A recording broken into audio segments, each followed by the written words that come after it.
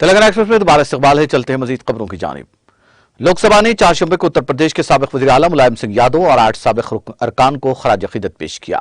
Lok Sabha speaker Om Birla ने 4 शंबे को parliament के सरमाई इजलास के पहले दिन ऐवान की कार्रवाई शुरू होने पर मुलायम सिंह यादव और 8 साबिक अरकान की मौत के बारे में ऐवान को मुतल्लक किया। उन्होंने मुलायम सिंह यादव की सियासी जिंदगी का जिक्र किया। उन्होंने कहा कि मुलायम सिंह यादव की सादा शख्सियत की वजह से उनकी मकबूलियत तमाम पार्टियों में थी।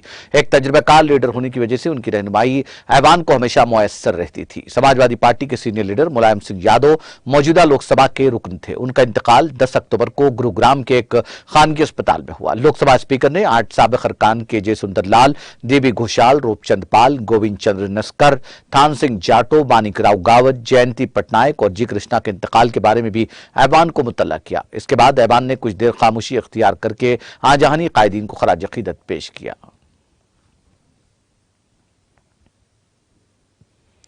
राज्यसभा का सरमाई इजलास 4 शंबे की सुबह चेयरमैन जगदीप धनखड़ की सदारत में शुरू हुआ। धनखड़ की सदारत में राज्यसभा का यह पहला इजलास है।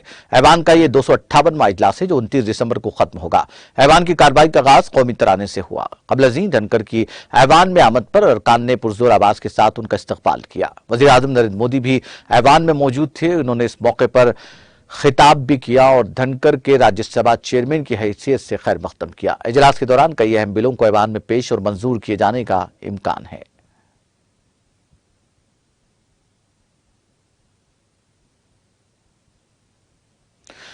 वज़ीर आज़म नरेंद्र मोदी ने राज्यसभा के नए चेयरमैन जगदीप धनखड़ का खैर मकदम करते हुए कहा कि उनकी क़ियादत में ऐवान बाला को अहल क़ियादत मिलेगी और यह ऐवान मुल्क के मसाइल को पूरा करने का एक मौसर प्लेटफॉर्म साबित होगा।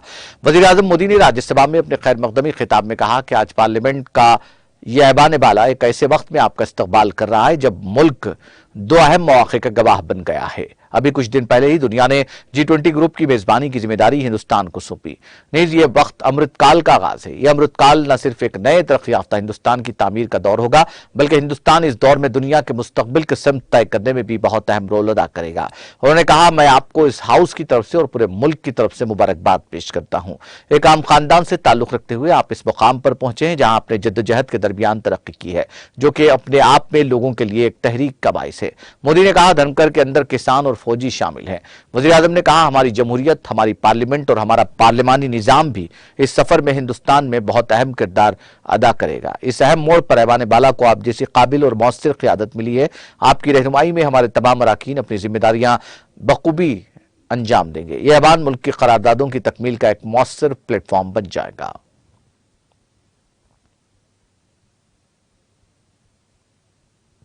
पार्लियामेंट में आज इस बात पर नाराजगी जाहिर की गई कि हुकूमत साल 1995 की पुरानी पेंशन स्कीम के बारे में 4 नवंबर 2022 को सुप्रीम कोर्ट के तारीखी फैसले को नाफिज करने के लिए कोई कदम नहीं उठा रही है। सोशलिस्ट रेवोल्यूशनरी पार्टी के रुकन NK प्रेमचंद्रन ने लोकसभा में वक्फ सिफर के दौरान यह मसला उठाया और कहा कि 4 नवंबर 2022 को 1995 की पुरानी पेंशन स्कीम के बारे में सुप्रीम कोर्ट का तारीखी फैसला आया है। उन्होंने कहा कि एम्प्लॉयज प्रोविडेंट फंड ऑर्गेनाइजेशन ने केरला हाईकोर्ट के फैसले के खिलाफ सुप्रीम कोर्ट में अपील की थी। जब सुप्रीम कोर्ट ने इस फैसले को बरकरार रखा तो EPFO ने उसके खिलाफ नजरसानी की दरख्वास्त दायर की जिस पर तफसीली फैसला आया है। इस फैसले में जिन मुलाजमीन ने असल तनख्वाह की बुनियाद पर पुरानी पेंशन स्कीम का इंतखाब नहीं किया उन्हें दोबारा इसका इंतखाब करने का इख्तियार दिया गया है और फैसले के लिए 4 माह की हद मुकर्रर की गई है। लेकिन EPFO ने अब तक इस सिलसिले में कोई कदम नहीं उठाया। प्रेमचंद्रन ने कहा कि सुप्रीम कोर्ट के हुक्म पर अमलवारी से मुतालिक यह बेहिसी तशवीशनाक है। हुकूमत को इसका फौरी नोटिस लेना चाहिए। भारतीय जनता पार्टी के निशिकांत दुबे ने मगरबी बंगाल की सरहद से मुल्का झारखंड में बांग्लादेशी मुसलमानों की आबादी में तेजी से इजाफा और कबायली लड़कियों को ऐसे दरअंदाजों के जरिए शादी का झांसा दिए जाने के मामले पर तशवीश का इजहार किया और उसे रोकने के लिए मुनासिब इक़दाम की मांग की।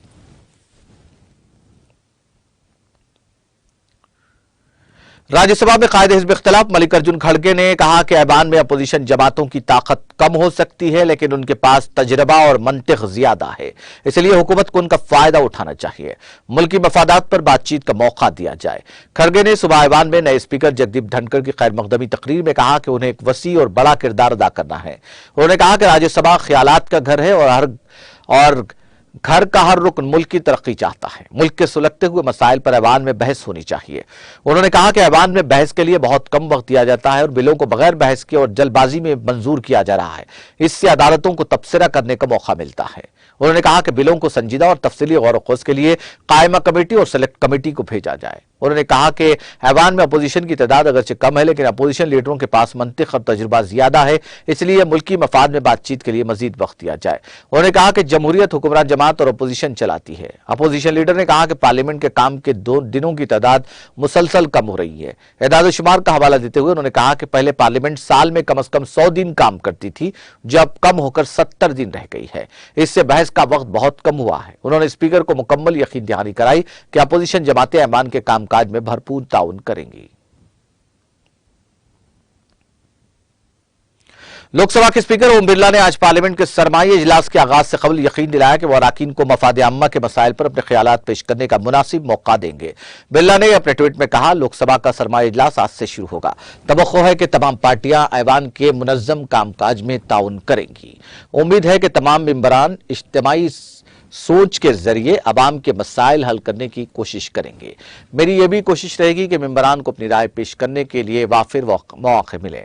पार्लियामेंट का सरमाई इजलास 7 दिसंबर से 29 दिसंबर तक 23 दिन चलेगा, जिसमें जुमला 17 इजलास होंगे। लोकसभा में ऐवान के डिप्टी लीडर वजीर दिफा राजनाथ सिंह की जेर सदारत कुल जमाती मीटिंग में अपोजिशन लीडरों ने कीमतों में इजाफा, सरकारी एजेंसियों का गलत इस्तेमाल, हिंदुस्तान चीन सरहद समेत मुख्तलिफ मसाइल पर हुकूमत को घेरने का इशारा दिया। दिल्ली के हुक्मरान आम आदमी पार्टी ने म्युनिसिपल कॉर्पोरेशन ऑफ दिल्ली के इंतखाबात में चारशंबे की वोटों की गिनती के साथ अक्सरियत का हिस्सा अबूर कर लिया। रियासती इलेक्शन कमीशन के मुताबिक एमसीडी इंतखाबात में आम आदमी पार्टी ने 134 और बीजेपी ने 104 सीटें जीती हैं, जबकि कांग्रेस ने 9 और दीगर को 3-3 सीटें हासिल हुई हैं। दोपहर 3 बजे तक नताइज सामने आ गए। दिल्ली के नायब वजीर आला मनीष सिसोदिया ने इस मौके पर ट्वीट किया कि एमसीडी में आम आदमी पार्टी पर इत्तेमाद करने के लिए दिल्ली के लोगों का तहे दिल से शुक्रिया। दुनिया की सबसे बड़ी और मनफी पार्टी को शिकस्त देकर दिल्ली के अवाम ने ईमानदार और मेहनती अरविंद केजरीवाल जी को जितवाया है। हमारे लिए सिर्फ एक फतेह नहीं, ये एक बड़ी जिम्मेदारी है।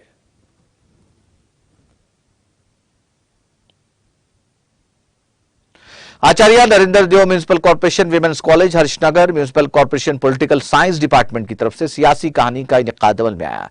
पहले प्रिंसिपल डॉक्टर रितंबरा और तमाम असatज़ा ने शमा रोशन किया। बीए साल अव्वल के मेजबान ने गणेश वंदना पेश की। इसके बाद डॉक्टर आकांक्षा गौड़ और दीक्षा सिंह शोबे सियासियात की सरबराह, कॉलेज की principal chief proctor Sangeeta Awasthi और सीनियर असatज़ा गीता वर्मा, आरती सक्सेना और नैयर नायक मंडली की तरफ से डॉक्टर प्रीति त्रिवेदी, नीलम चौहान, अंजू रानी इस इस्तकबाल के साथ प्रोग्राम का आगाज हुआ। विद्यालय के प्रिंसिपल ने बताया कि शोबे सियासियात की जानिब से मुख्तलिफ प्रोग्राम मुनक्किद किए गए, जिसमें तमाम तलबा ने जोश खरोश से हिस्सा लिया, जिसका मौजू हिंदुस्तानी आइन, सियासत और हुक्मरानी था। बहुत से मुकाबले तकरीरी, रंगोली, पोस्टर साजी के थे। इसके बाद क्विज मुकाबले का इनेकाद किया गया, जो कि हिंदुस्तानी आइन, हालात हाजिरा से मुताल्लिक था। उन्होंने कहा कि इस प्रोग्राम के जरिए हम तालिबात के अंदरूनी टैलेंट को निखारना चाहते हैं और बच्चे आगे बढ़कर अपना नाम पूरे मुल्क में रोशन करें।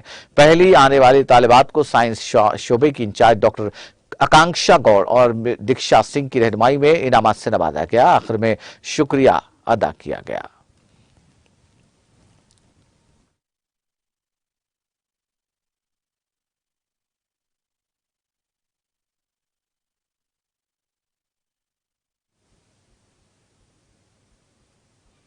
आखिर में सुर्खियां एक बार फिर।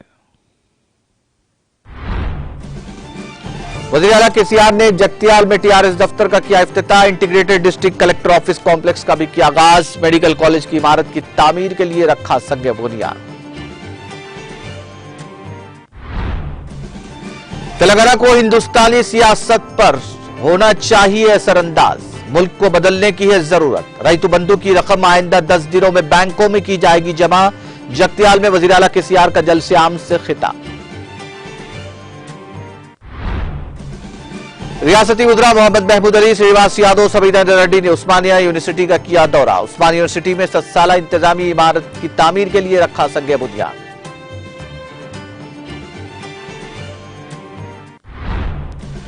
रियल एस्टेट ग्रुप वंशी राम बिल्डर्स के दफातर पर दूसरे दिन भी आईटी के दावे। तेलंगाना समेत आंध्र प्रदेश के 36 मुकामात पर टैक्स चोरी के खिलाफ कार्रवाई जारी।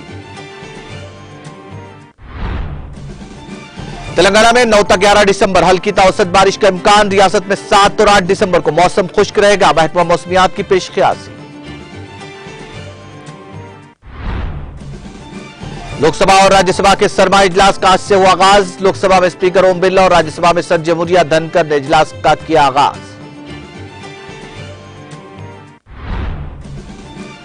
धनखड़ की क़यादत में राज्यसभा एक मौसर प्लेटफॉर्म बनेगा। वज़ीर आज़म मोदी का राज्यसभा में खैर मकदमी खिताब।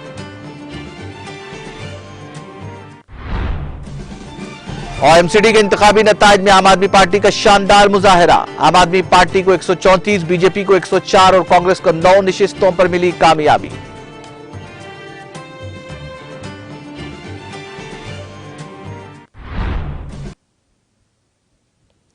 तेलंगाना एक्सप्रेस में फिलहाल इतना ही। मुझे और मेरी पूरी टीम को दीजिए इजाजत। ताजा तरीन अपडेट्स के लिए देखते रहिए टीटीवी।